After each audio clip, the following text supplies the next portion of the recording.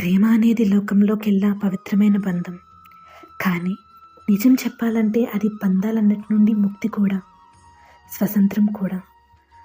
అర్థం కాలేదా? వివరంగా చెప్తాను. ఒకవేళ ఎవరైనా మీ ప్రేమను కాదు అంటే, ఎవరైనా మీ ప్రేమను అర్థం చేసుకోలేకపోతే అప్పుడు ఏం చేస్తారు? కొందరు ముభావంగా మారుతారు, కొందరు మోసం చేసి ప్రేమను దక్కించుకోవాలనుకుంటారు, కొందరు బలవంతంగా ప్రేమపై అధికారాన్ని చలాయించాలనుకుంటారు. కానీ నిజమేమిటంటే, మీరు ప్రేమించిన వాళ్ళంతా మిమ్మల్ని ప్రేమించాలన్న నియమమేమీ లేదు.